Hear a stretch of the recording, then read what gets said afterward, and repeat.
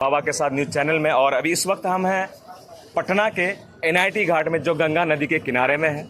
लेकिन अभी हिंदुस्तान में राजनीतिक में कहीं ना कहीं सरगर्मियां तेज है।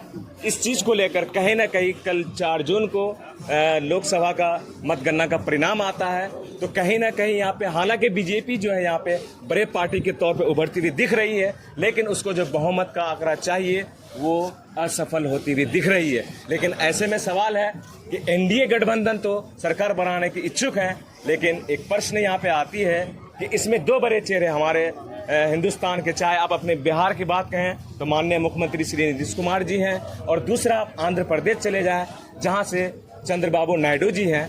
तो मैं हमारे साथ कुछ लोग हैं, मैं पूछना चाहूँगा सबसे पहला सवाल, हमारे बिहार के माननीय मुख्यमंत्री श्री नीतीश कुमार जी है, वो एनडीए में शामिल हैं, तो क्या आपको लगता है कि अगर वो एनडीए को समर्थन देते हैं, तो क्या आपको लगता है कि वो इंडिया गठबंधन में शामिल हो सकते हैं?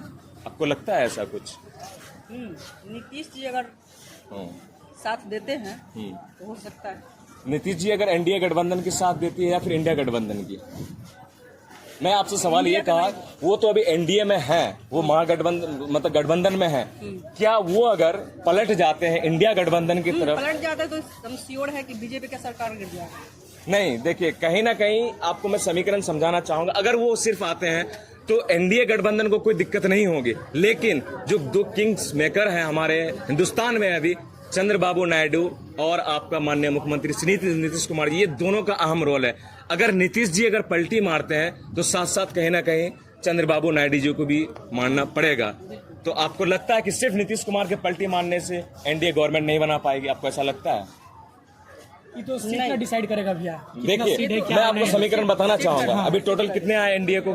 294 है। आप 12 माइनस कर दो उससे। देखिए, आप अगर नीतीश कुमार की बात कर रहे हैं कि अगर उसके आने से सरकार गिर जाएगी, तो हमें नहीं लगता कि सरकार गिर जाएगी। तो दोनों अगर समर्थन आ जाए, चंद्रबाबू नायडू और नीतीश कुमार अगर दोनों इसमें कांग्रेस में शामिल हो जाता है इंडिया अलायंस में, तब तो इसका सरकार गिर जाएगा, आराम से गिर जाएगा। अच्छा, सरकार तो मतलब गिर जाएगी, लेकिन इंडिया अलायंस क्या वो अगर इंडिया अलायंस में आकर अपना अगर समर्थन दे देते हैं तो क्या इंडिया अलायंस गवर्नमेंट बना लेगी? बना लेगी, बिल्कुल। चलिए, यहाँ पे कुछ लोग हैं, उन लोगों से भी मैं जानना चाहूंगा कि आप बखूबी देखें कि लोकसभा का मतगणना हुआ तो उसमें से किसी भी पार्टी को जो है बहुमत हासिल नहीं है, लेकिन एनडीए गठबंधन को सरकार बनाने का जो बहुमत है वो कहीं ना कहीं हासिल कर चुकी है। लेकिन इसमें 2 बड़े चेहरे किंग्स मेकर के तौर पे उभरे हैं। आप आंध्र प्रदेश चले जाएं जहां से चंद्रबाबू नायडू जी हैं, और हमारे बिहार के मुख्यमंत्री श्री नीतीश कुमार जी हैं। तो आप किस नजरिए से इसको देखते हैं? क्या दोनों अगर पलटी मार देते हैं या दोनों छोड़ देते हैं तो क्या इससे नुकसान? अब तो पॉसिबल नहीं है, लेकिन पॉसिबल हो सकता है। एक सेकंड बोलने अब तो पॉसिबल नहीं है, लेकिन पॉसिबल हो सकता था अगर ये दोनों मिल जाते। और बीजेपी जो एमएलए एमपी को खरीदे हैं पैसे से और उनको डरा के धमका के, तो मे भी अगर वो बदल जाते तो चांसेस था, लेकिन अब पॉसिबल नहीं। अच्छा, कहीं ना कहीं एक सवाल है आपसे, क्या अगर ये एनडीए गवर्नमेंट अगर बन जाती है तो क्या ये 5 साल जो पूरे कंप्लीट तरीके से चल सकते हैं? क्या ये आपको पूरा सिक्योरिटी लगता है? नहीं, अगर एकता चाहिए, यूनिटी तो चाहिए। कोई भी चीज काम करने के लिए यूनिटी चाहिए जी। तो अगर वो सारे लोग मिलकर अगर कहीं गवर्नमेंट बना रहे हैं तो हो सकता है कि कोई पॉलिसी को लेकर या कोई ना कोई चीज तो डिस्प्यूट हो ही जाता, तो हाँ डिस्प्यूट हो तो जाहिर सी बात है पार्टी टूटती। अगला सवाल आपसे ये है कि हमारे बिहार के मुख्यमंत्री श्री नीतीश कुमार जी समर्थन देते हैं, लेकिन उससे पहले एक बयान आता है कि वो उनका कहना है कि अगर हम समर्थन देंगे तो मेरे 3 शर्त हैं। सबसे पहला, वो विधानसभा इलेक्शन 25 को होना है, 2025 को हमारे बिहार में। तो ये कह रहे हैं कि अगर हम समर्थन देंगे तो हमको जो है मुख्यमंत्री का चेहरा फिर से आपको देना होगा बिहार में। एक वो होता है। दूसरा, जो कई सालों से माननीय मुख्यमंत्री जी हमारे प्रधानमंत्री जी से ये आग्रह करते रहे, अनुरोध करते रहे कि हमारे बिहार को विशेष राज्य का दर्जा दिया जाए। और तीसरा सवाल आपसे ये है कि पिछले बार का लोकसभा का जो परिणाम था आपने भी देखा था, नीतीश कुमार को लगभग 16 सीटें मिली थी। उसके बावजूद भी उनको एक मंत्रालय दी जाती है बहुत जिद्दोजहद के बाद। लेकिन इस बार का प्रश्न ये है कि इस बार वो 12 सीट लाए हैं, लेकिन कहीं ना कहीं वो एक किंग मेकर के तौर पे साबित हो रहे हैं। तो आपको क्या लगता है, कहीं उसकी शर्तें मानी जाएंगी?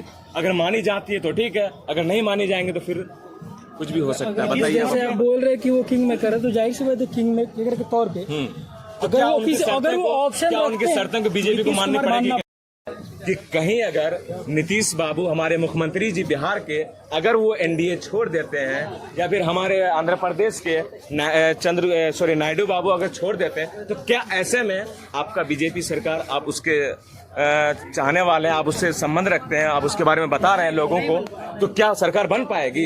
अभी तो आप कह रहे थे, नहीं अभी तो आप कह रहे थे ना, नीतीश का समर्थन से ही बनेगा। हाँ चंद्रबाबू नायडू क्या नाम, नीतीश जी के समर्थन से ही बनेगा। और एक चौंकाने वाला रिजल्ट हुआ है मैम, और एक बार पलटना नहीं चाहिए, इनको पलटना अच्छा, नहीं चाहिए। अब ये आश्वासन दे रहे हैं मतलब लोगों को कि नीतीश जी को नहीं पलटना चाहिए, ठीक है। और एक अंतिम सवाल है मैम आपसे, एक बार कहीं ना कहीं यूपी बहुत बड़ा फैक्टर रहा है लोकसभा इलेक्शन को लेके, जहां पे मजाक उड़ाए जा रहे थे विपक्ष के लोगों का, हाँ, सत्ताधारी के जो लोग थे कि ये यूपी के 2 लड़के क्या कर पाएंगे, लेकिन वही यूपी के 2 लड़के कमाल कर दिया। कहाँ आप लोगों की कमी रही जो आप लोग बिछड़ गए?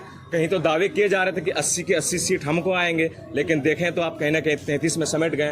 तो आप इसके बारे में क्या कहना चाहेंगे, कहाँ कमी रही? मीडिया बताते हैं, एक बार बोलते हैं, सुप्रीम कोर्ट हाई कोर्ट काहे के लिए बना है? न्याय देने के लिए।